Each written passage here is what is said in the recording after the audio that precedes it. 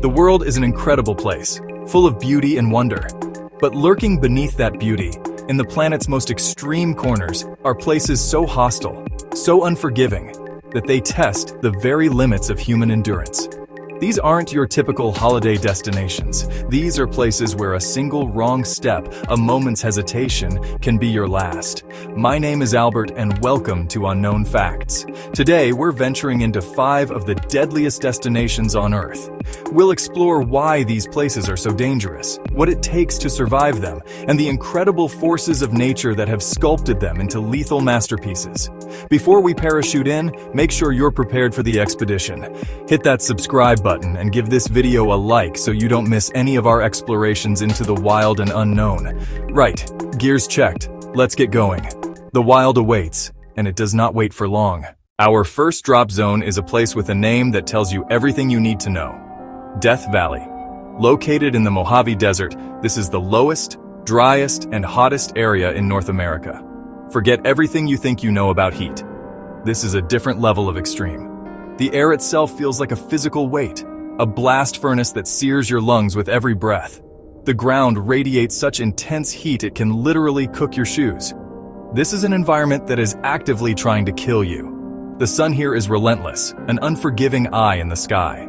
The landscape is a vast expanse of cracked earth, salt flats, and barren rock, all shimmering under a heat haze that distorts reality. In 1913, the temperature here at Furnace Creek reached a staggering 134 degrees Fahrenheit, or 56.7 degrees Celsius. That's the highest ambient air temperature ever reliably recorded on the surface of the Earth. It's hot enough to cause heat stroke in minutes. Survival here is a constant battle against dehydration. Your body becomes a desperately inefficient machine, pouring out sweat in a futile attempt to cool down. The pioneers who first tried to cross this valley gave it its name for a reason. Many perished, their bodies found mummified by the desiccating heat. Even today, with modern technology, cars break down, their tires melting on the scorching asphalt. Hikers, even experienced ones, can become disoriented and succumb to the elements just a few hundred yards from safety. The nights offer little respite. While the temperature drops, the rocks and ground, having absorbed a full day of solar radiation, continue to radiate heat like a giant pizza stone. It's a 24-hour-a-day assault on your system. You have to be incredibly well prepared, carrying vast amounts of water, understanding the signs of heat exhaustion, and respecting the immense power of this place. The landscape tells a story of survival on a geological scale. Now we leave the searing heat of the desert for a different kind of threat. Our next destination is a small island off the coast of Brazil, Ilha da Queimada Grande. To the untrained eye, it looks like a tropical paradise. But this paradise is forbidden, and for a very good reason. The locals call it Snake Island, and it's one of the most venomous places in the world.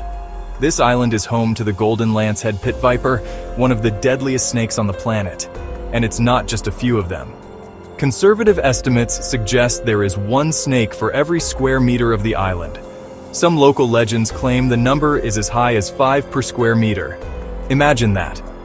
Every step you take, you are within striking distance of a lethal predator. The golden lancehead is unique to this island. Isolated from the mainland, its venom has evolved to be incredibly potent. Its mainland cousins hunt prey on the ground and can afford to track their bitten victim. But here, the viper's primary food source is migratory birds that rest in the trees. The snake needs a venom that works almost instantly, killing the bird before it can fly away. This fast-acting venom is what makes them so terrifyingly dangerous to humans. It's a hemotoxin that literally melts the flesh and tissue around the bite mark. It causes kidney failure, brain hemorrhage, and massive internal bleeding. A bite from a golden lancehead has a 7% mortality rate even with immediate anti-venom treatment. Without it, your chances of survival are almost zero. Because of this extreme danger, the Brazilian government has made it illegal for anyone to visit the island. The only people allowed to set foot there are a handful of carefully selected scientists and the Brazilian Navy, who make an annual trip to service a lighthouse that was once manned. The story of the last lighthouse keeper is a chilling local legend, a cautionary tale of the island's power. The legend says the keeper, his wife, and their 3 children were all killed one night. The island itself is a fortress. Its rocky cliffs make landing a boat incredibly difficult. Once ashore, you are immediately plunged into thick, tangled undergrowth. The snakes are masters of camouflage, their pale, yellowish-brown scales blending in perfectly with the leaf litter on the forest floor. They also live in the trees, meaning the threat comes from above as well as below. From the biological hazard of Snake Island, we journey to a geological nightmare. Our third destination is the Danakil Depression in Ethiopia. If Death Valley is a furnace, the Danakil is something else entirely. It feels like you've landed on another planet, a volatile, alien world that is actively hostile to life as we know it. Many scientists call it the cruelest place on Earth. This is one of the lowest and hottest places on the planet, a vast basin lying more than 100 meters below sea level. But it's not just the heat that will kill you here. The ground itself is a treacherous landscape of sulfur springs, acid pools, and toxic gas vents. The air is thick with the choking fumes of chlorine and sulfur, which burn your eyes and throat. It is a truly primordial landscape. The ground is a psychedelic canvas of vibrant yellows, oranges, and greens. It looks beautiful, but it's a deadly illusion. These colors are formed by salt, sulfur, and other minerals brought to the surface by geothermal heat. The pools of water you see aren't for drinking. They are bubbling cauldrons of acid, hot enough to dissolve flesh. A fall here would be catastrophic. This region sits at the junction of three tectonic plates that are slowly pulling apart. This geological activity creates a landscape in constant flux. The Earth's crust is incredibly thin here, meaning magma is very close to the surface.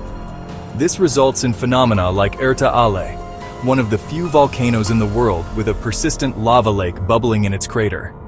It's a direct window into the fiery heart of our planet. To stand at the rim of Erta Ale at night is an awe-inspiring and terrifying experience. You can feel the immense heat wash over you, hear the deep guttural roar of the earth. The lava churns and spits, a mesmerizing, deadly dance. This is raw geological power on a scale that is hard to comprehend. The local Afar people have lived and worked in this brutal environment for centuries. They are some of the toughest people on Earth. They mine salt from the dried-up lake beds, cutting it into slabs and loading it onto camel caravans for a long, arduous journey to market. They have adapted to conditions that would kill an outsider in hours, a true testament to human resilience. But even for the Afar, this is a dangerous existence. The political situation in the region can be unstable, adding a human element of danger to the already extreme environmental risks. Scientists are fascinated by the Danakil Depression because its extreme environment is thought to be analogous to the conditions on other planets, like early Mars. They study the extremophiles, microbes that can survive in the boiling acidic waters, to understand the absolute limits of life and to help in the search for extraterrestrial life. The Danakil Depression is more than just a deadly destination. It's a journey back in time to see what our planet may have looked like in its violent infancy. It's a landscape of creation and destruction, where the Earth is still being forged. It's beautiful, alien, and utterly unforgiving. A true glimpse of hell on Earth. Our next journey takes us from the natural dangers of the Earth to a catastrophe of our own making. We're going to the Chernobyl exclusion zone in Ukraine. Here, the danger isn't something you can see, smell, or touch. It's an invisible, silent killer: radiation. This is the site of the worst nuclear disaster in history, a place frozen in time and forever scarred. On April 26, 1986, a safety test at the Chernobyl nuclear power plant went catastrophically wrong.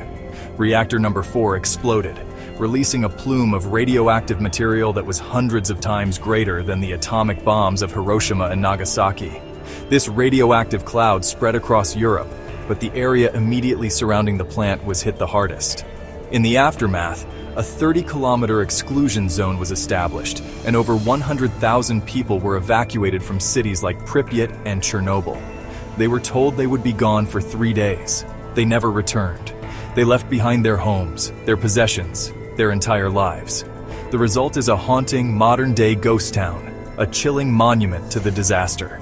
Walking through the abandoned city of Pripyat is a profoundly eerie experience. It's a Soviet city built in the 1970s, now being slowly reclaimed by nature.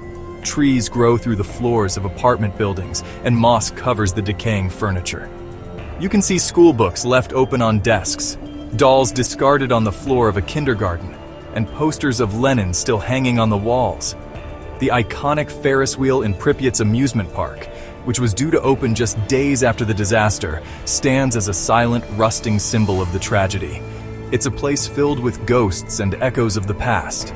But beneath this melancholic quiet lies the persistent, invisible threat. Radiation hotspots still exist throughout the zone. A Geiger counter is your constant companion here. As you walk, it will click slowly, a background hum of radiation. But then you'll approach a patch of moss or a piece of metal from the cleanup operation, and the clicking will suddenly scream, a frantic warning of a concentrated dose of radiation. These are the invisible minefields left behind by the fallout. The Red Forest, a pine forest next to the plant, is one of the most contaminated places on Earth. The trees absorbed so much radiation that they died and turned a ginger-brown color, giving the forest its name. Despite the danger, wildlife has returned to the zone. With humans gone, populations of wolves, wild boar, moose, and even endangered Przewalski's horses have thrived. It's a paradox, a deadly nuclear wasteland that has become a unique nature reserve. It shows that while we can poison the land for ourselves, life, in some form, finds a way to endure. The original reactor is now encased in a massive steel structure called the New Safe Confinement Arch, designed to contain the remaining radioactive material for the next 100 years.